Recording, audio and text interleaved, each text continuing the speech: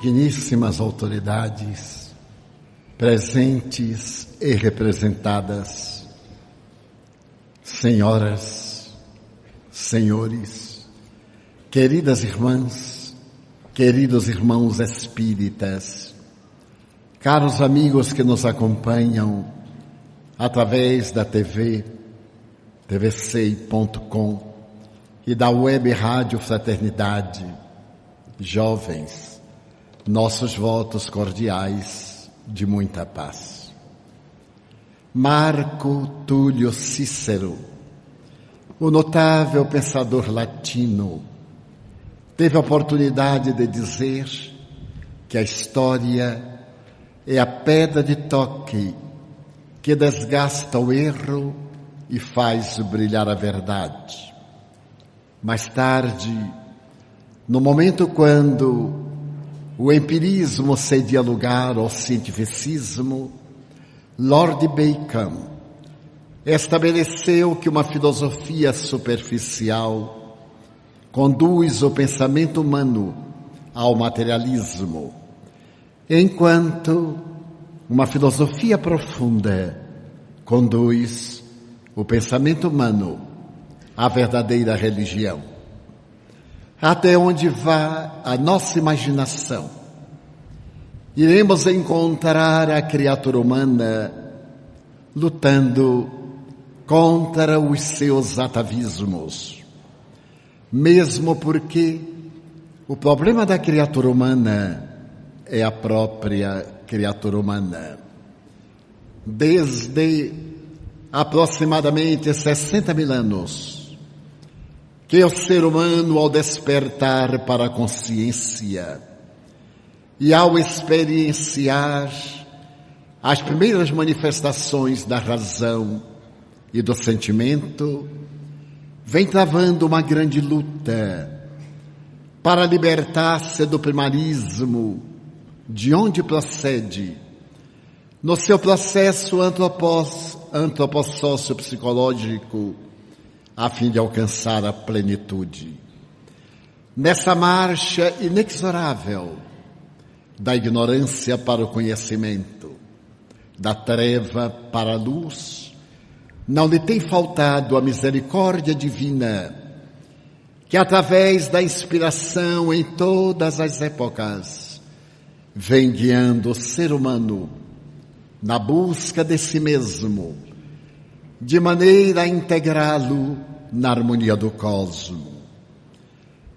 Nas recuadas civilizações do Oriente, nós iremos encontrar, desde as primeiras culturas sumérias, a Assíria, a Babilônia, e posteriormente ao Egito e à Índia, à China e ao Japão, a Pérsia, a presença do ser espiritual libertado do casulo material, comunicando-se com aqueles que ainda deambulavam na terra, a fim de bem norteá-los na direção da plenitude. Profetas da mais variada denominação, de Krishna a Sakyamuni, o Buda, Forri ao admirável Confúcio, Akhenaton a Ramsés II, Moisés a Jesus Cristo, passando também pelas obras memoráveis do Vedanta, do livro tibetano dos mortos, do Zendavesta, do livro dos mortos dos egípcios, da Bíblia. Iremos encontrar no Evangelho de Jesus o momento culminante em que a criatura humana entretece a túnica nupcial do seu noivado com a divindade. É Jesus o zênite e o nadir, aquele momento de separação entre o ontem e o porvir, abrindo os horizontes da imortalidade, para que a criatura se liberte da argamassa celular e realize a sua autoiluminação. Fosse na intimidade do santuário de Delfos, perto do porto de Corinto, ou na intimidade dos santuários egípcios, quando a figura do sacerdote procurava interpretar os enigmas do deus Anubis, trazendo os desencarnados para a comunhão com as criaturas humanas, ou ao momento significativo em que Abraão vai sacrificar o seu filho, na proposta mitológica e ancestral da Bíblia.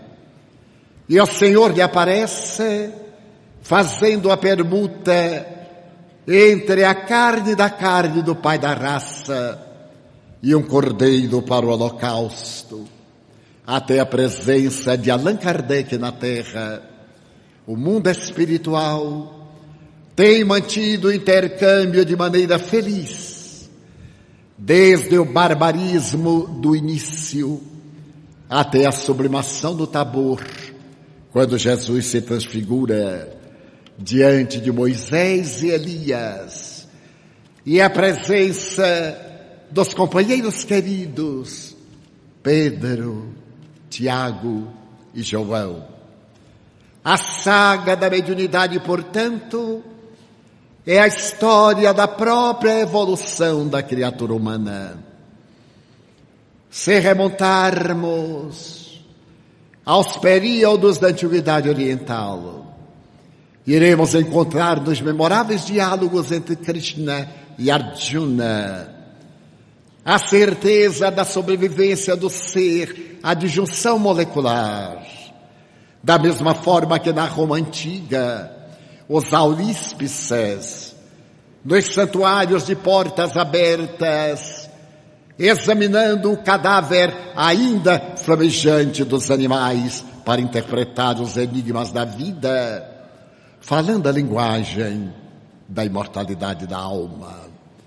Mas é a história, a pedra de toque, que desgasta o erro e faz brilhar a verdade da palavra sábia de Cícero, que nos recorda o dia 16 de setembro de 96, quando Apolônio de Tiana, na cidade de Éfeso, falando para a multidão que o considerava profeta, homem justo e sábio, repentinamente foi acometido de palidez e com a voz trêmula começou a narrar: vejo, neste momento em Roma, o assassinato de Tito Flávio Domiciano.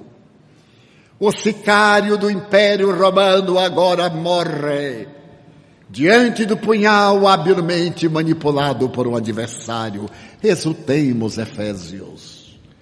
Estamos livres do bárbaro e em breve o sol da liberdade estará brilhando em nossa pátria, escrevendo nas páginas da justiça os ideais da dignificação humana.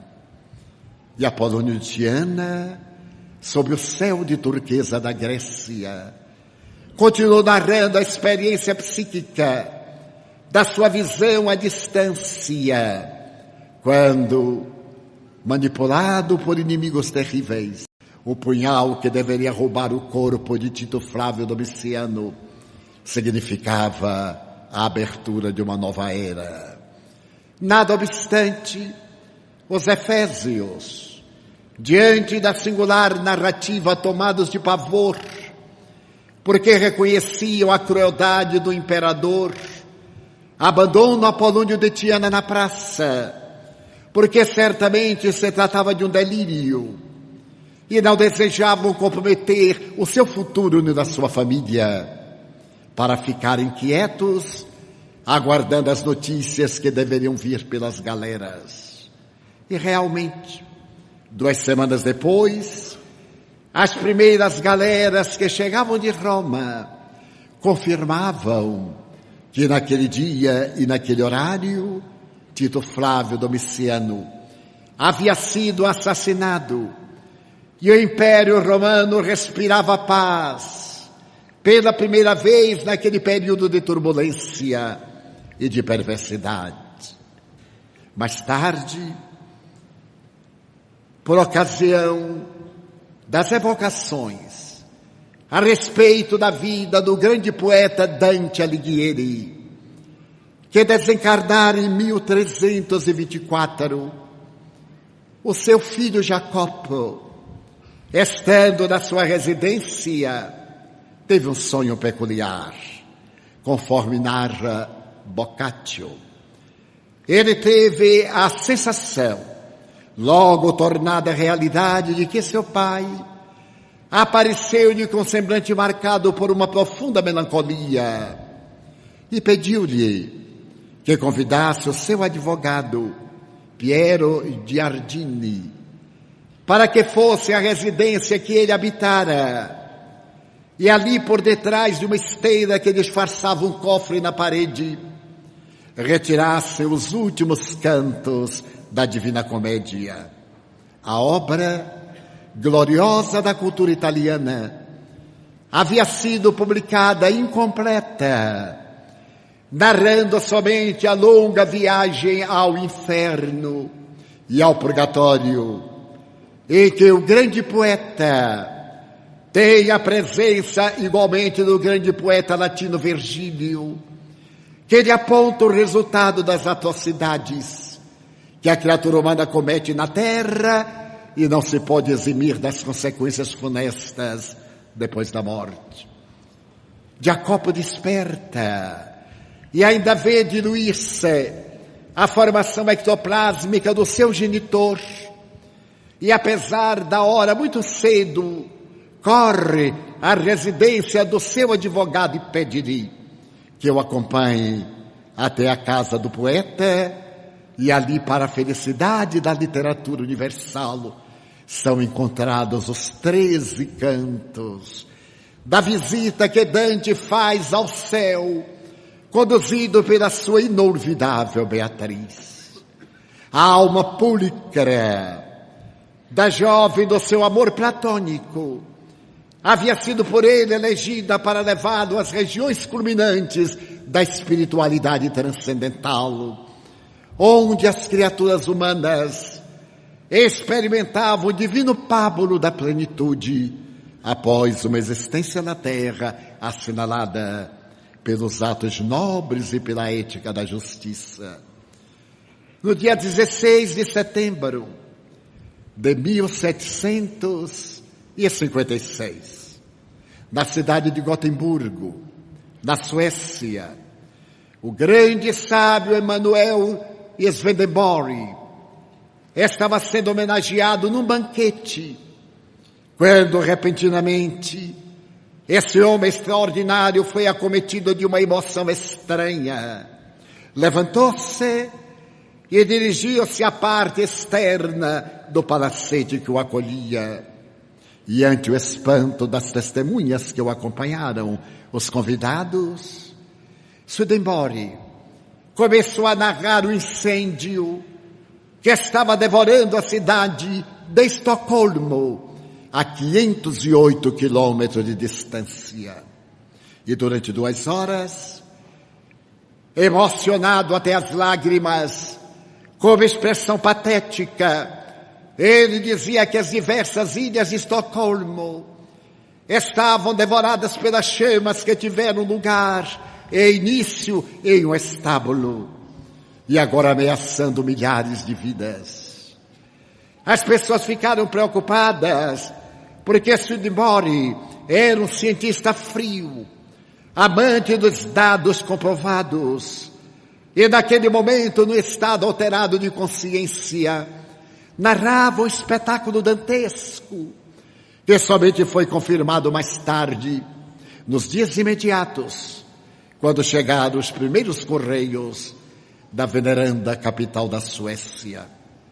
Mas antes dele estava o Papa Pio V, contemplando no entardecer de um dia de outubro de 1571, por uma das janelas do Palácio Vaticano, aquela que olhava para o oeste, e ali diante de um grupo de cardeais, dentre os quais o cardeal Bussotti, que narrará o episódio para a posteridade.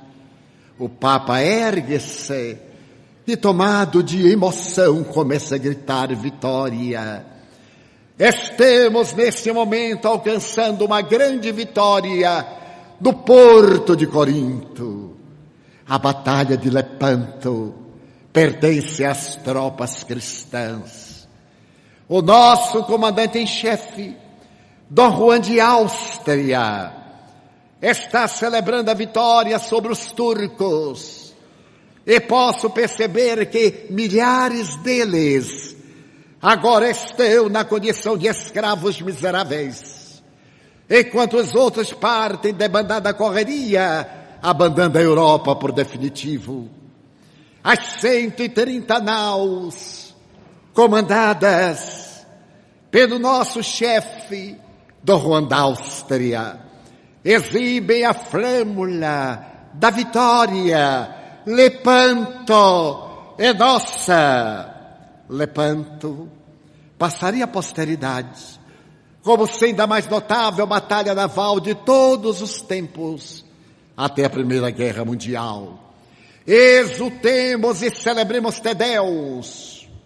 Abram-se as igrejas de Roma, badalem os sinos, alegremo-nos com a nossa vitória total. Esses são os dias da cristandade. E logo os cardeais supuseram que o Papa, já avançado em idade, houvera enlouquecido. Mas de imediato as igrejas de Roma abriram as suas portas naquele entardecer quase noite. E os sinos badalaram triunfo. Foram celebrados Te Deus.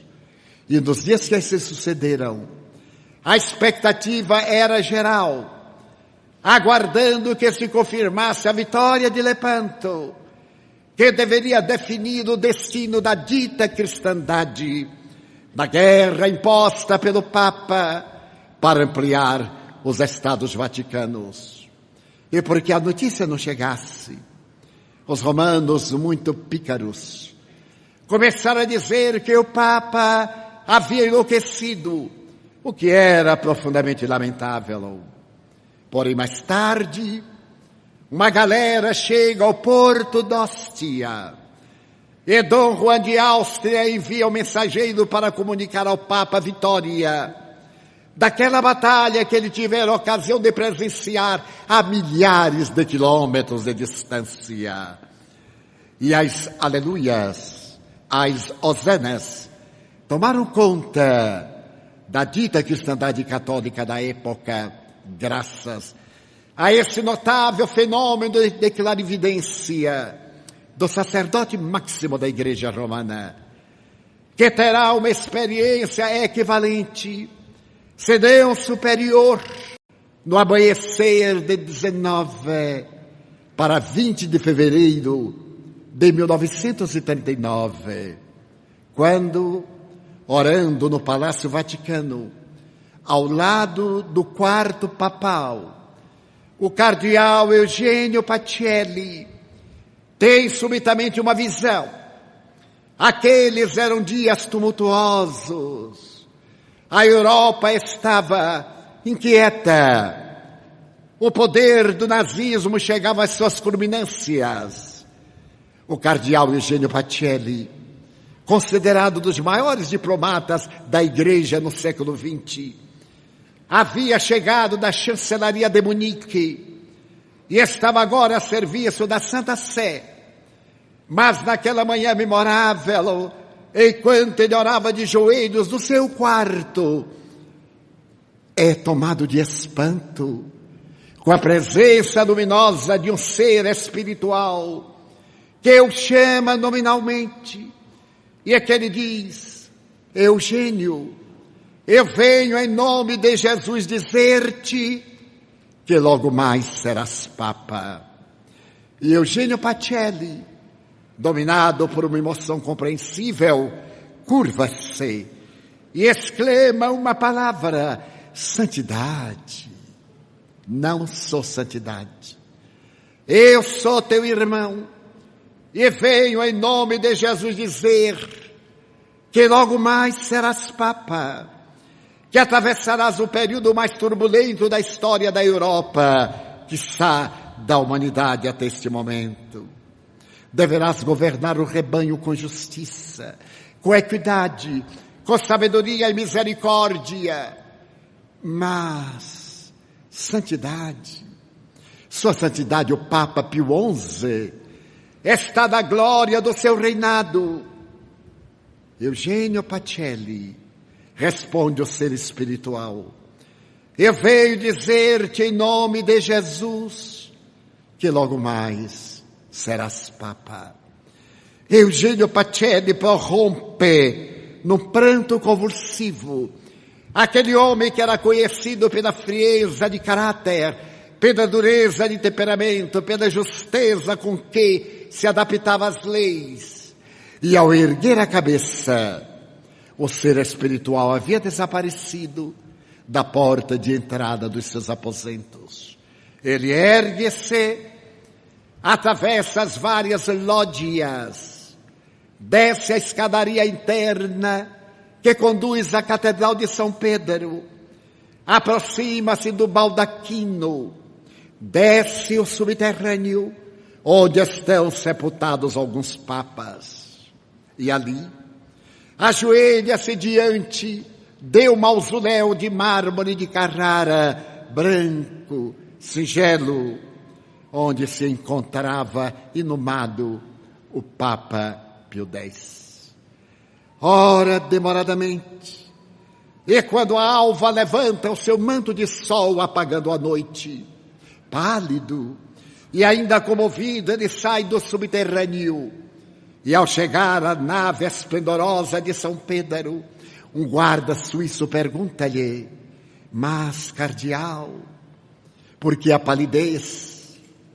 Porque acabo de conversar com o Papa Pio X. Mas o Papa Pio X morreu. Eu sei. Foi ele que me deu o anel e o chapéu cardinalícios. Mas ele apareceu-me nesta madrugada e informou-me que logo mais eu seria Papa. Eu desci as escadarias da necrópole para poder orar diante da sua tumba. E o guarda suíço, que será uma testemunha, logo depois contempla-o cabisbaixo voltar aos seus aposentos na ala esquerda da grandiosa nave de São Pedro. Logo depois, adoece de maneira misteriosa Pio XI, que desencarna, e no primeiro escrutínio secreto realizado no Vaticano, o cardeal Eugênio Pacelli, por unanimidade de votos, foi eleito Papa Pio XII. Foi considerado Papa da diplomacia. Logo depois, em setembro, as tropas hitleristas invadiram a Polônia e, a seguir, a Áustria, a Holanda, os Países Baixos. Estoura a Segunda Guerra Mundial, a mais perversa de todos os tempos, que ceifa aproximadamente 80 milhões de vidas e deixa marcas as mais dolorosas do continente europeu e, por extensão, na Terra, até hoje, da grande tragédia que fora iniciada pela alucinação de Adolf Hitler e dos seus célebres 4 cavaleiros do Apocalipse, à frente do perverso Partido Nacional Nazista. Eugênio Pacelli sobrevive à guerra e, por volta do Natal de 1950, denominado pela Igreja Católica cada 25 anos como sendo um ano santo, revela que tivera mais uma vez uma visão extraordinária, que tivera uma visão de Cristo, pedindo que usasse de misericórdia para com os fiéis e que os orientasse no caminho da justiça, da compaixão e da caridade. Ao desencarnar, por ocasião em que é estabelecido o processo para sua beatificação, os semitas levantam-se para dizer que o Papa não se havia desincumbido, como seria de desejar, da tarefa neutra de representante da Igreja, porquanto teria silenciado o holocausto judeu, talvez para poupar os católicos na Alemanha. E alguma documentação da imprensa na época apresenta o Papa dialogando com algumas personalidades nazistas, o que estaria bloqueando até este momento a sua beatificação para uma posterior elevação aos altares da Igreja Romana. Mas o que nos importa relatar são esses episódios notáveis de fenômenos anímicos, de fenômenos mediúnicos, da paranormalidade humana, através da percepção, nessa visão à distância que tiveram Apolônio de Tiana, Emanuel Swedenborg, o Papa Pio V, ou do notável fenômeno mediúnico do cardeal Eugênio Pacelli. É que a mediunidade é uma faculdade orgânica, como bem a definiu o egrégio codificador do Espiritismo. Não se trata de um dom, de uma graça, mas de um fenômeno inerente a todas as criaturas humanas, conforme teve a ocasião de definir em o Livro dos Médiuns. Todo aquele que sente em determinado grau a presença dos espíritos é, por isso mesmo, médium. A mediunidade, portanto, é uma faculdade orgânica que se cedia do cérebro da criatura humana.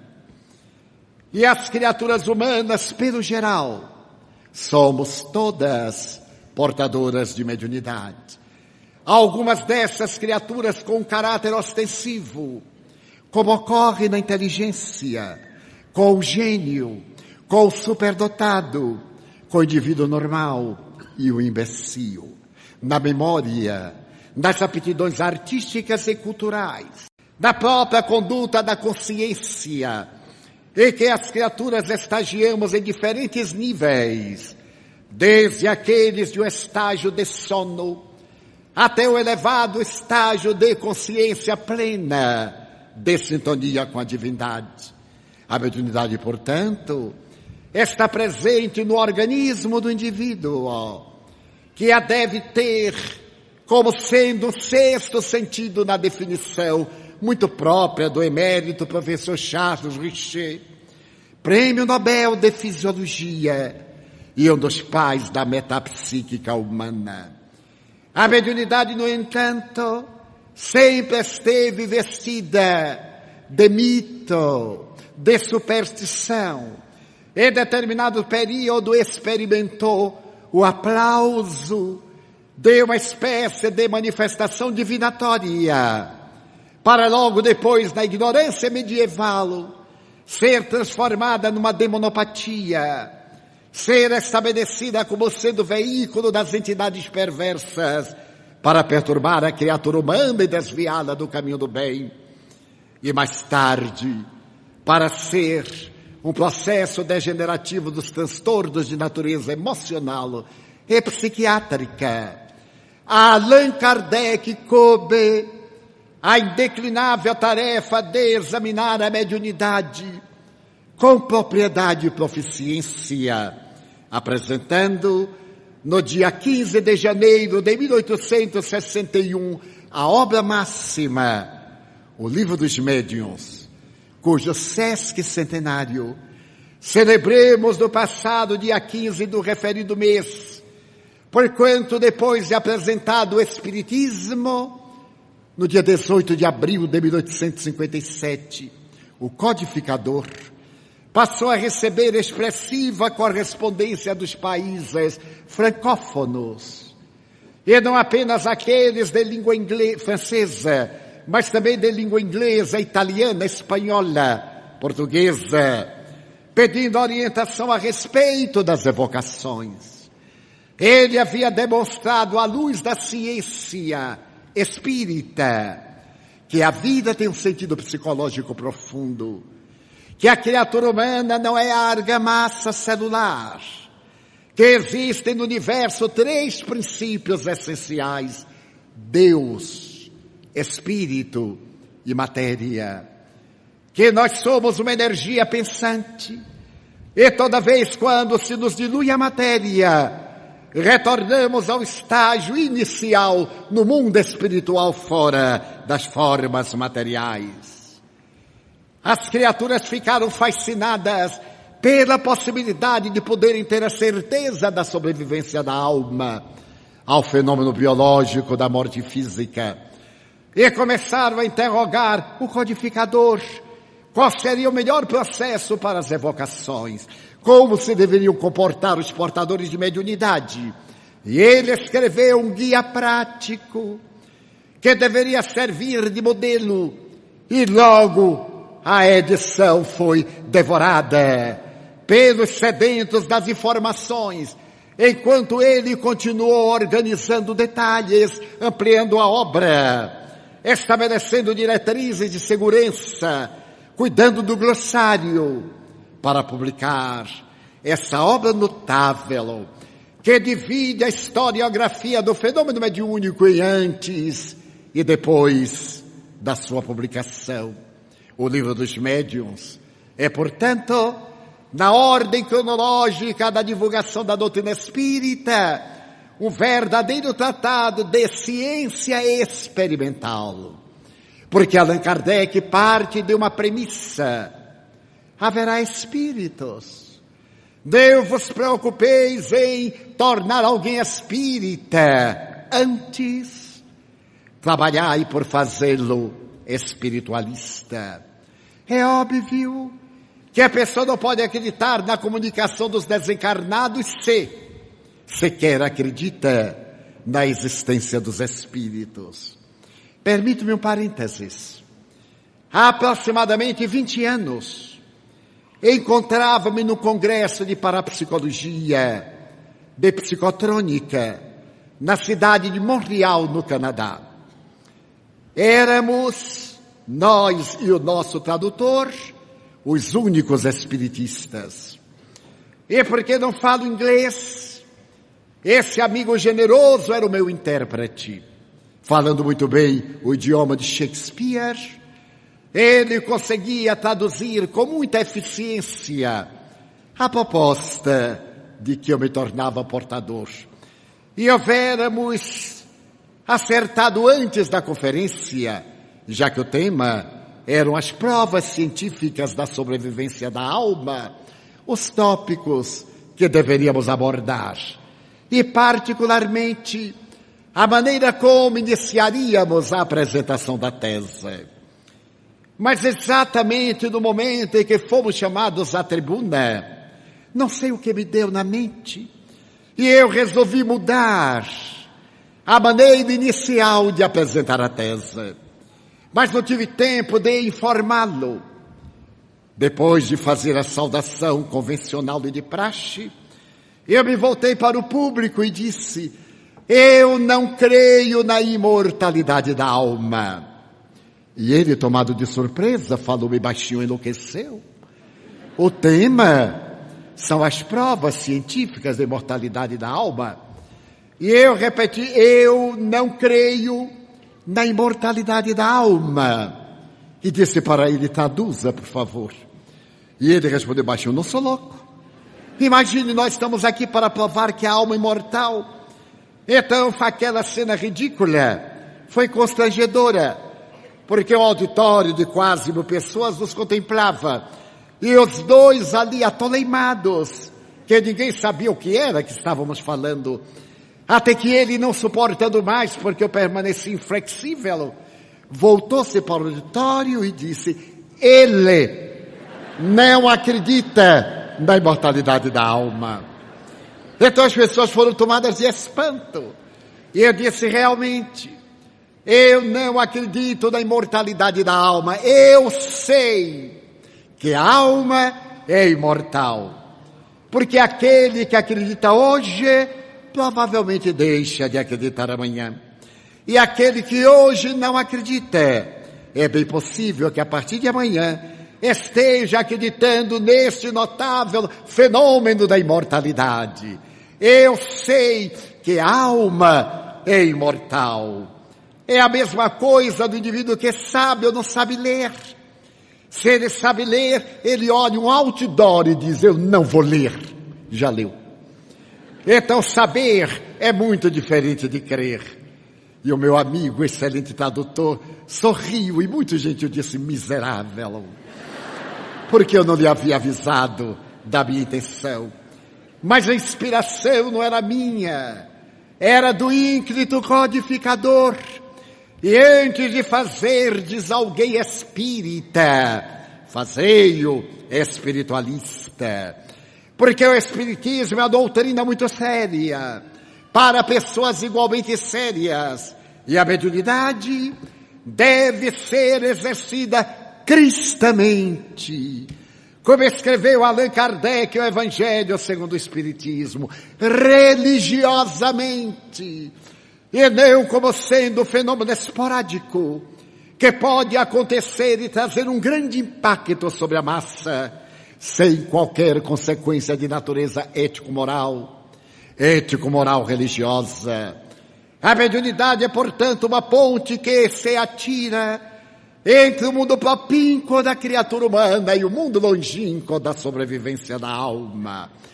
E o codificador, penetrando neste notável emaranhado do fenômeno, irá no capítulo 3º explicar a metodologia das evocações.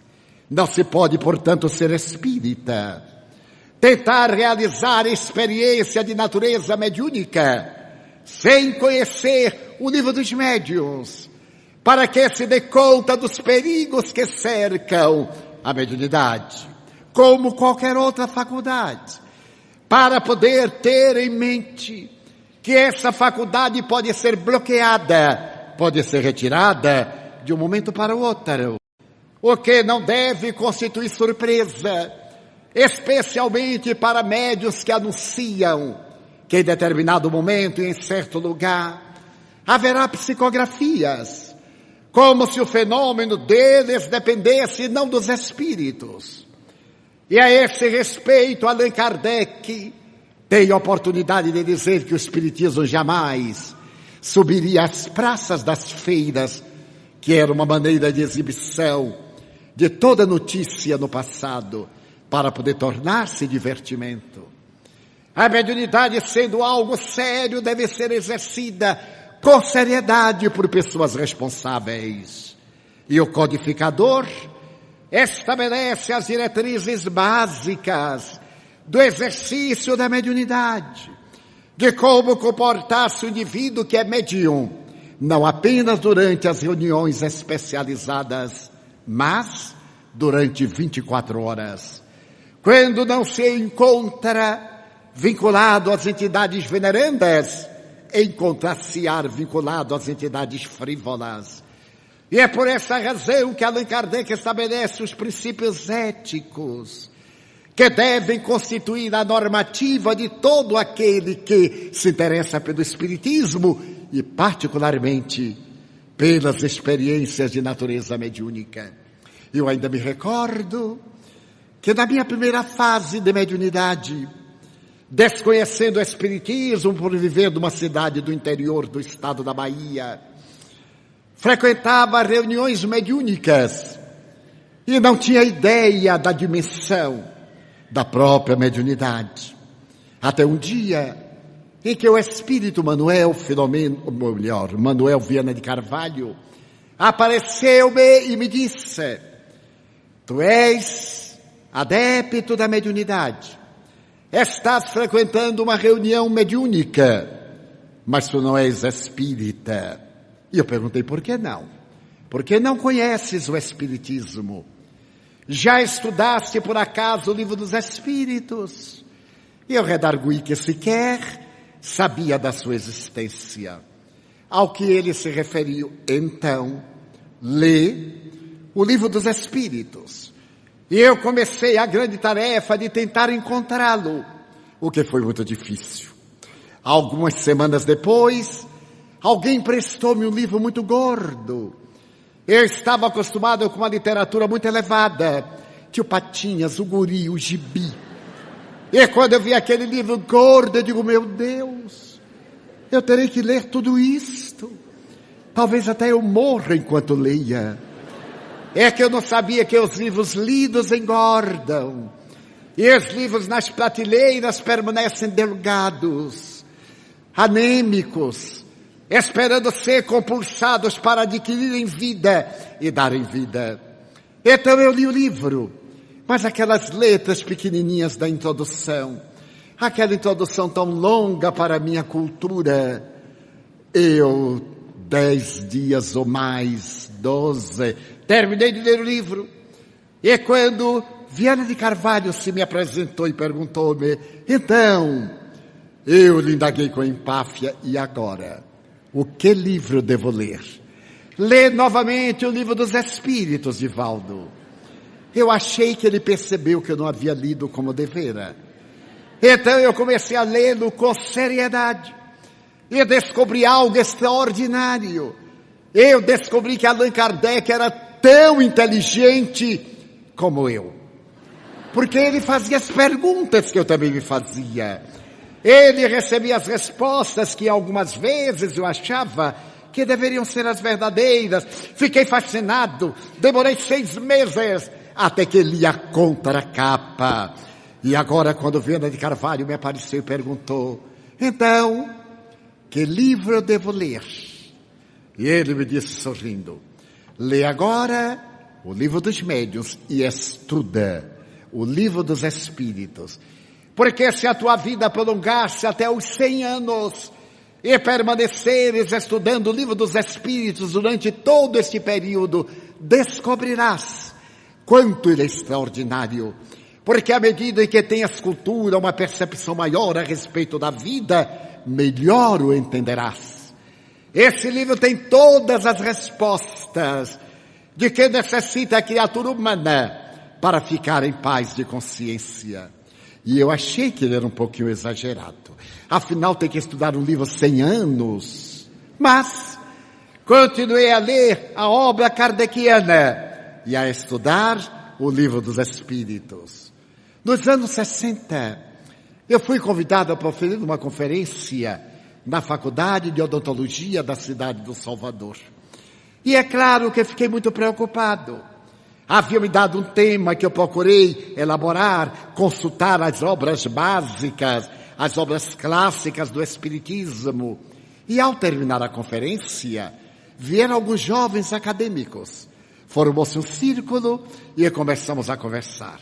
Então um deles me disse, você sabe a física quântica, não é? Eu digo, eu não sabia o que era. Mas eu disse, E ele começou a falar, mas a falar de coisas notáveis das micropartículas, dos quarks, e etc. Naquele tempo eu ainda não conhecia o professor Dr. José Raul Teixeira, estava um abandono total. E eu de tudo que conhecia era que a matéria tem 3 propriedades, altura, largura e espessura. Era toda a minha cultura da física newtoniana. E quanto à física quântica, eu sequer sabia que jamais existiu alguém chamado quantum. Muito bem, mas os jovens falavam, e eu com uma inteligência brilhante só fazia dizer, E assim eu dizia, meu Deus, que eles se calem, por favor, para eu ver-me livre. Até que se calaram, eu saí muito bem, fui para casa, intrigado com Viana de Carvalho.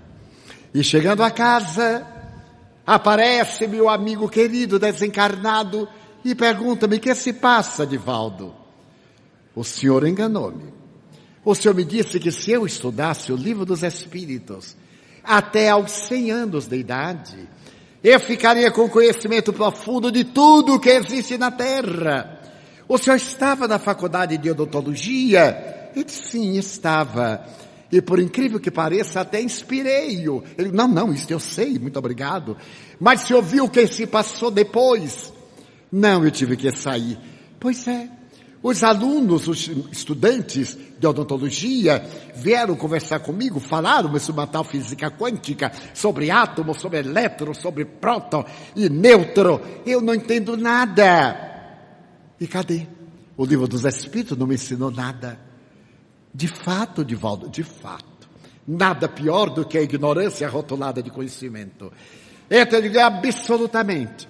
E você já leu realmente o livro dos Espíritos? Meu irmão, eu não apenas li. Eu estou memorizando, estudando. Então pegue o livro ali na estante. Eu me aproximei da estante, eu ia ganhar essa disputa com o Espírito, é claro. Peguei o livro e ele disse, habla na questão 540. Eu me lembrei e tive um choque. Não desmaiei porque não me recordei. Eu disse, a 540, que interessante, ele leia para eu ouvir.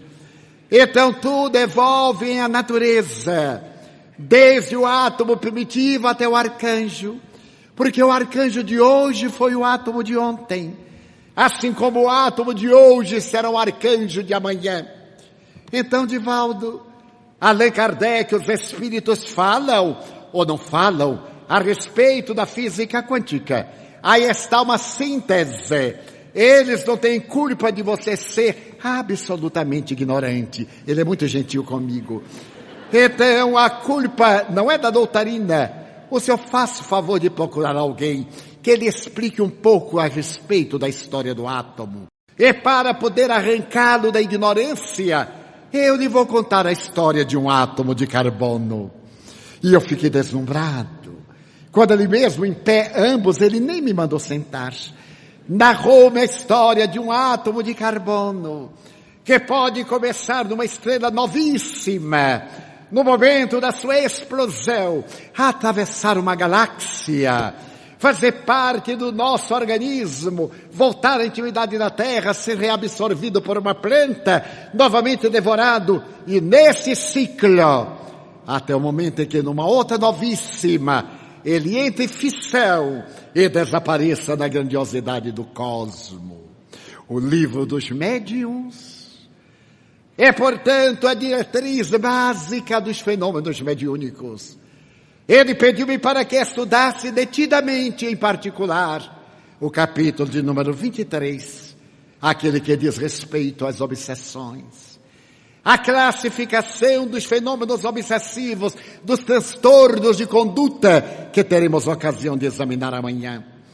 Mas falou-nos também da grandiosidade do Grupo Espírita, a Sociedade Parisiense de Estudos Espíritas, cujo estatuto Allan Kardec transcreve nessa obra básica, para que aqueles evocadores e as pessoas sinceramente interessadas na mediunidade possam construir as instituições nos alicerces seguros da doutrina espírita. Esta ciência, esta filosofia, esta religião que tem por base a verdade. No cristianismo estão todas as verdades, disse o Espírito de verdade. Os erros que nele existem foram colocados pelas criaturas humanas. E o Espiritismo veio exatamente para restaurar os ensinamentos de Jesus, para repetir os fenômenos notáveis de que Jesus, médium de Deus, realizou na terra e nos acenou com dulce da esperança.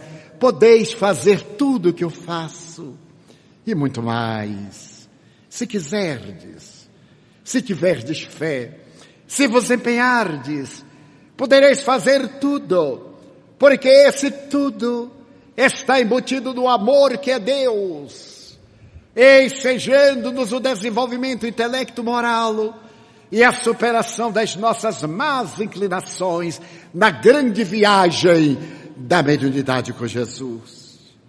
Então assevera Allan Kardec que o bom médium não é aquele que recebe apenas os espíritos elevados, mas aquele que tem a facilidade para as comunicações. O bom médio é, portanto, esse instrumento plasmável, dúctil, que se coloca a serviço da verdadeira caridade, porque a mediunidade é seu exercício da santa virtude. A caridade pode tornar-se instrumento de perturbação, instrumento de conflitos, instrumento de distúrbios variados. Então a mediunidade com Jesus é esse momento quando o médium se dá conta que se encontra na terra para servir, e ao abraçar o Espiritismo para servi-lo, e não dele servir-se para projetar a própria imagem, as suas pequenezes, a sua inferioridade, e exaltar o ego em detrimento do ser que é em profundidade. Então o livro dos médiuns é esse guia de segurança, que ao realizar a tarefa da identificação dos comunicantes, conforme o capítulo 24, apresenta 54 itens, que se encarregam de apresentar todas as sutilezas para podermos identificar os espíritos e não sermos vítimas de mistificações. Porque a doutrina espírita não anui de maneira nenhuma com o erro, com a mentira, nem tem como objetivo seduzir as pessoas para enganá-las, antes para libertá-las do erro, para romper as algemas da ignorância, da superstição e facultar-lhes o contato com o mundo transcendental. Então a mediunidade com Jesus lentamente vai se fixando na terra atormentada dos nossos dias, oferecendo-nos a esperança de horas melhores para o porvir, exatamente nesses dias de inquietação, de tsunami, de ameaça de contaminação nuclear, de radiação atômica no nível 5 no Japão. Essas ameaças que nos aturdem a respeito da grande transição que se opera no planeta. A mediunidade vem em nome de Jesus dizer-nos que a morte é um fenômeno natural. Para morrer-se basta uma condição: estar-se na indumentária material. Pouco importa como seja o fenômeno biológico da morte, se é uma gripe modesta ou um cataclisma, se é através de uma enfermidade penosa em que o indivíduo liberta-se das ações deletérias que o jungem hoje ao leito de enfermo, ou se por uma bala perdida, um acidente cardiovascular. O importante não é o morrer, é como se morre, e melhor, como se desencarna.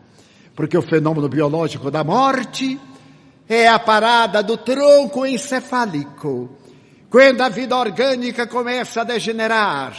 Mas a desencarnação é a libertação dos despojos materiais. É esse processo de natureza espiritual em que o ser agradece a Deus a dádiva do veículo que lhe permitiu a trajetória terrestre, e se despede dele com infinita ternura, com grande gratidão, mas sem nenhum apego, para evitar a perturbação post-mortem.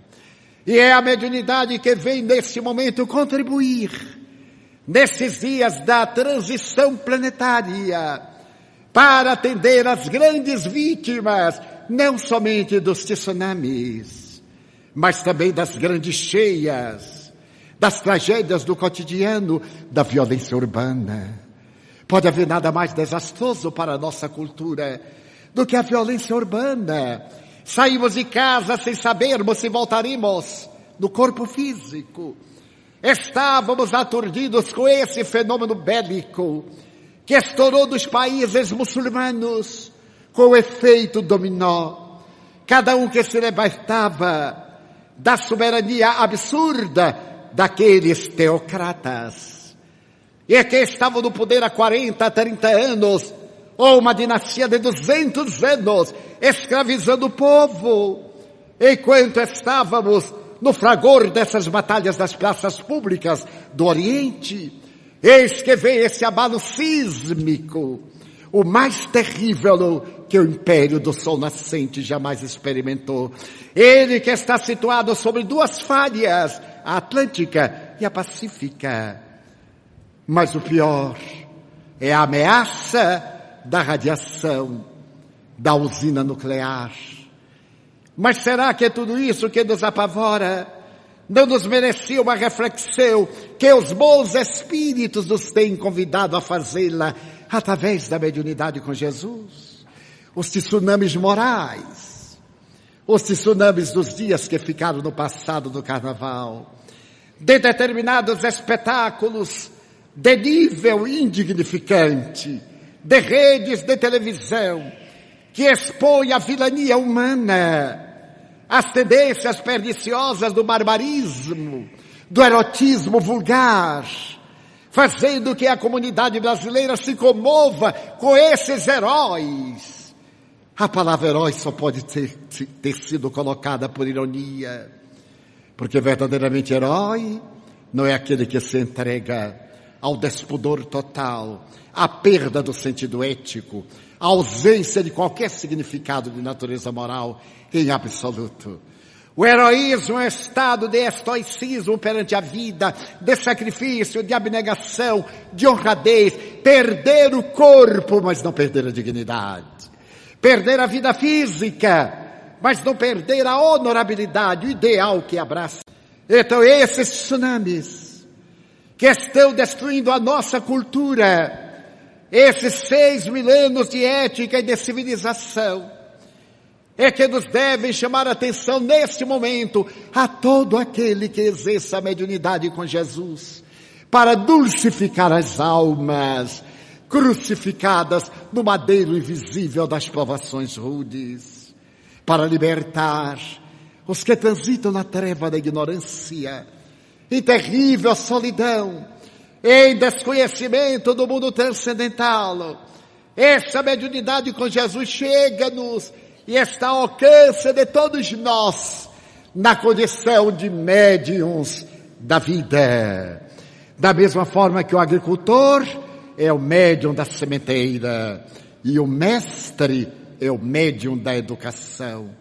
Exercendo o fenômeno mediúnico, estudado em O Livro dos Médiuns, poderemos sim mudar as paisagens terrestres, trabalhar em favor de um mundo melhor e enriquecermos-nos de plenitude, de significado existencial, de objetivos de grande significação. Eu li há menos de 2 meses e sensibilizei-me profundamente com uma história do cotidiano. O marido chega a casa e à hora do jantar, casado fazia 19 anos, ele se volta para a esposa que está triste e tensa e diz-lhe: pretendo pedir o divórcio. Ela tem um choque e, conforme ele esperava, ela deblaterou, gritou, fez um pequeno escândalo, mas ele aguardava isto e sentiu um grande alívio. 19 anos, a vida caíra na rotina, o silêncio se abatera sobre o casal. Houve uma fase em que não conversavam, discutiam. Agora nem isso. Era um silêncio torpe. Era desagradável a convivência. Era uma solidão a 2. No dia seguinte, quando ele volta do trabalho, encontra numa escrivaninha a redigir qualquer coisa com celeridade. Chama-lhe a atenção. Ela está tensa escrevendo. No 3º dia, quando ele chega para o jantar, ela ainda está escrevendo com a mesma celeridade. Mas ele sente um alívio. E na primeira oportunidade ele diz: desejo a resposta. Para que você não fique enganada, eu estou com um relacionamento novo. Sinto-me feliz com a mulher que elegi. E pretendo casar-me com ela.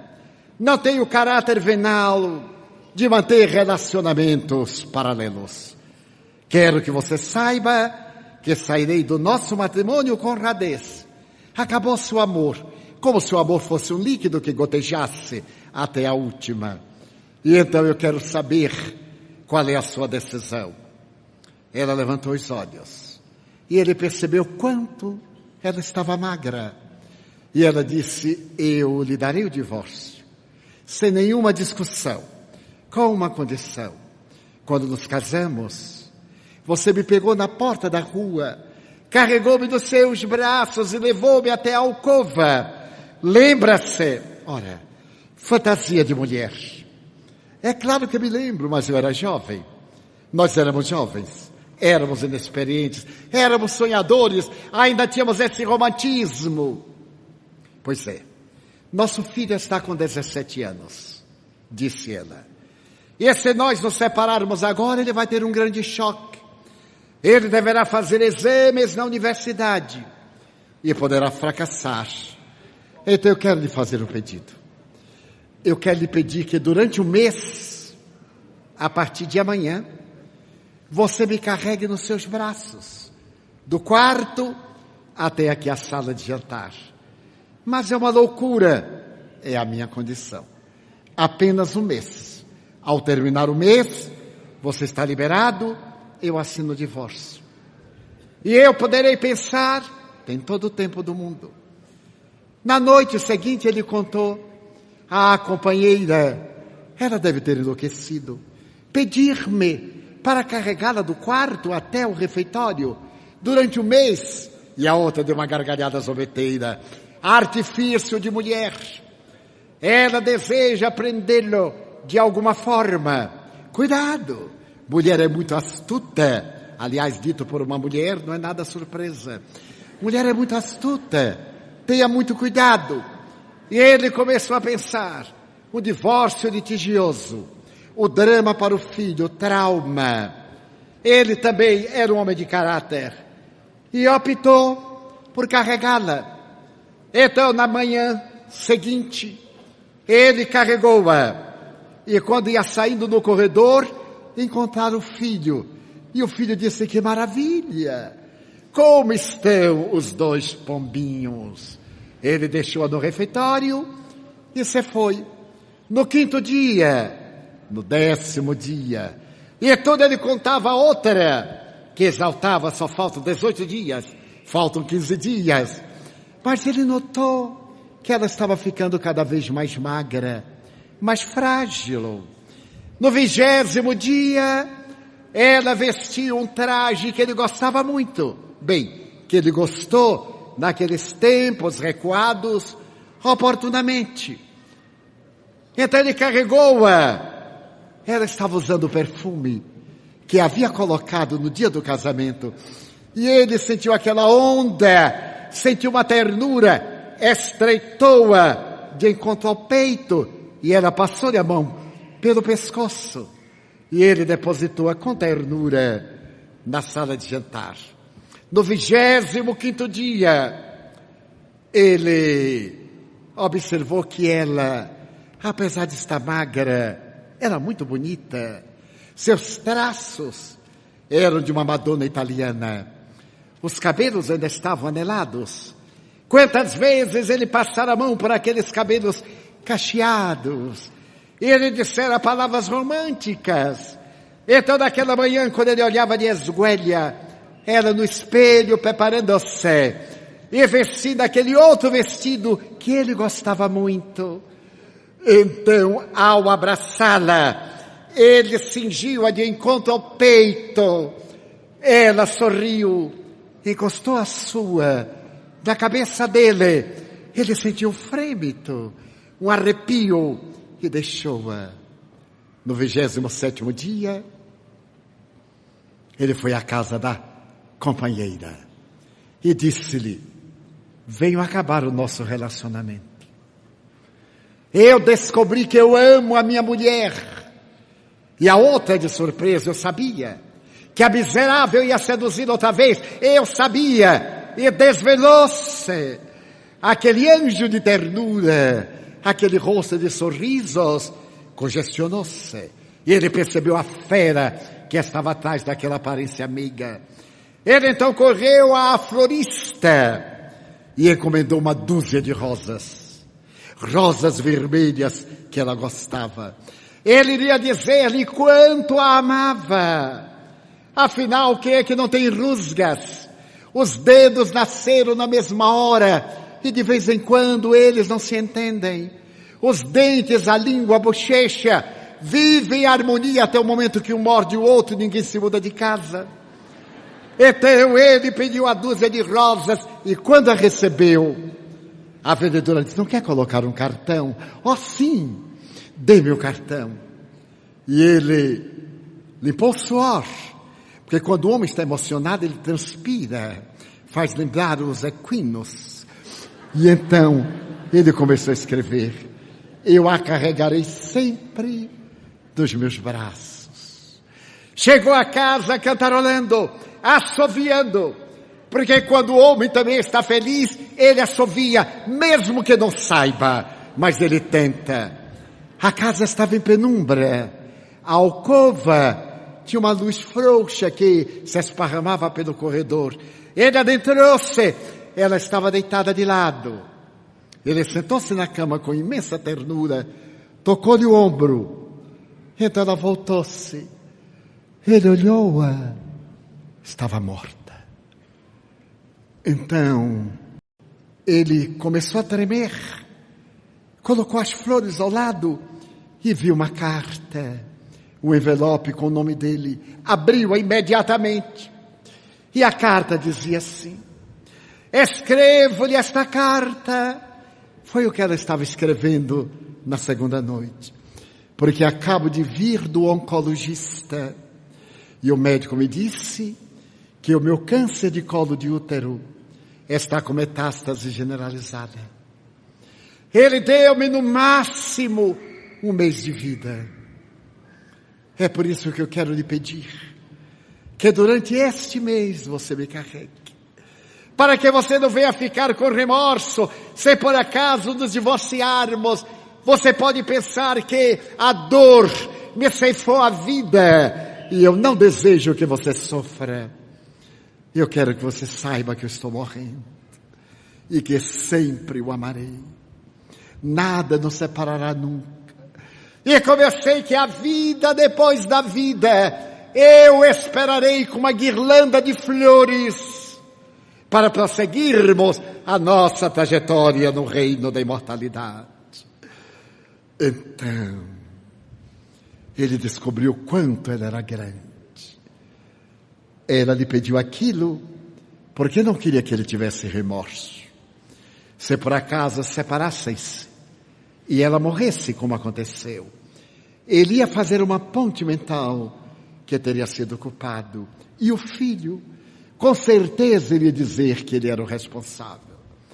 Então ele termina, depois de inumá-la, fazendo um apelo: ó vós todos que tendes parceiros, tende tolerância.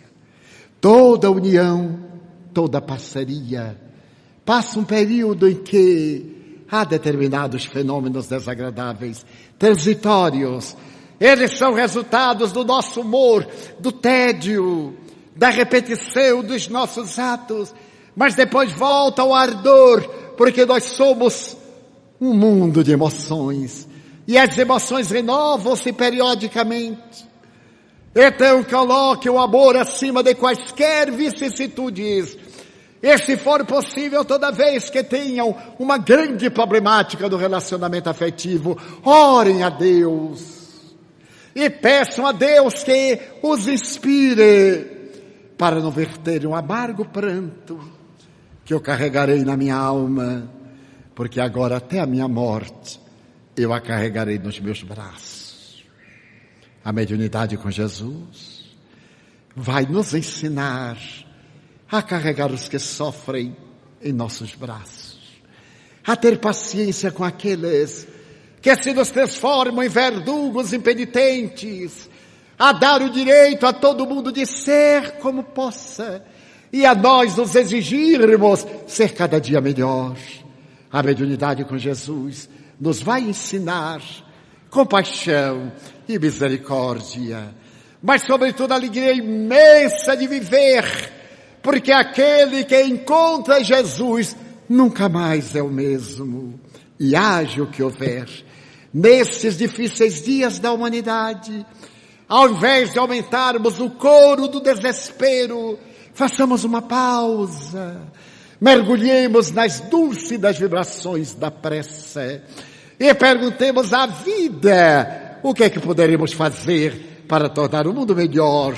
E exaltando em nós mesmos, digamos: meu Deus, eu gostaria de dizer-te que eu amo a vida, que para mim é bela e é consentida. Muito obrigado, Senhor, por tudo que me deste, por tudo que me dás. Obrigado pelo ar, pelo pão, pela paz. Obrigado pela beleza que os meus olhos veem no altar da natureza. Olhos que fitam o céu, a terra e o mar, que acompanham a ave ligeira que voa fagueira pelo céu de anil e se detém na terra verde salpicada de flores em tonalidades mil. Muito obrigado, Senhor, porque eu posso ver meu amor, mas diante da minha visão eu detecto os cegos que se debatem na multidão, que choram na solidão, que tropeçam na escuridão.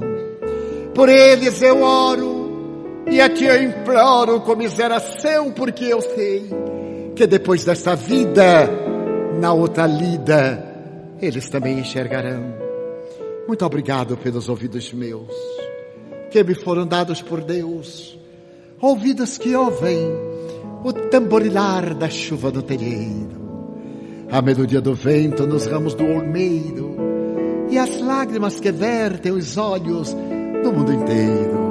Ouvidos que ouvem a música do povo que desce do morro na praça a cantar, a melodia dos imortais que se ouve uma vez e não se esquece nunca mais, a voz melodiosa, canora, melancólica do boiadeiro e a dor que geme, que chora no coração do mundo inteiro.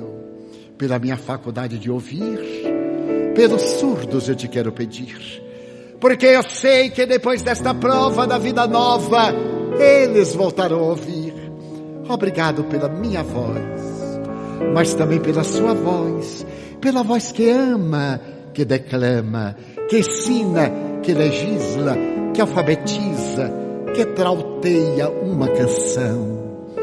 Pela voz que o teu nome profere com dúlcida emoção. Diante da minha melodia, eu quero rogar pelos que sofrem de afasia. Eles não cantam de noite, eles não falam de dia. Oro por eles, porque eu sei que depois desta vida, na próxima lida cantarão. Obrigado pelas minhas mãos, mas também pelas mãos que aram, que semeiam, que agasalham. Mãos de ternura, que libertam da amargura. Mãos que apertam mãos, mãos dos adeuses, que limpam feridas, que enxugam lágrimas e dores das vidas. Pelas mãos de poesias, de sinfonias, de cirurgias, de psicografias, pelas mãos que atendem a velhice, a dor, o desamor, pelas mãos que do seio embalam o corpo de um filho alheio, sem receio, e pelos pés que me levam a andar sem reclamar. Obrigado, Senhor, porque eu posso caminhar diante do meu corpo perfeito. Eu te quero rogar, porque eu vejo na terra aleijados, amputados, marcados, paralisados, que se não podem movimentar. Eu oro por eles, porque eu sei que depois desta expiação, na outra reencarnação, eles também bailarão. Obrigado, por fim, pelo meu lar. É tão maravilhoso ter um lar. Não é importante se esse lar é uma mansão ou uma favela, um ninho ou uma tapera, um gravato de Douro, um bangalô, um duplex, seja lá o que for, mas que dentro dele exista a figura do amor, de mãe ou de pai, de mulher ou de marido, de filho oh dia irmão, a presença de um amigo, alguém que me dê a mão, porque é muito triste viver na solidão. Pelo menos a companhia de um cão, mas se eu a ninguém tiver para me amar, nem um teto para me agasalhar, ou uma cama para me deitar, nem aí reclamarei. Pelo contrário, eu te direi: obrigado, Senhor, porque eu nasci. Obrigado, Senhor, porque eu creio em Ti, pelo Teu amor. Obrigado, Senhor, pela sua atenção. Muito obrigado, senhores.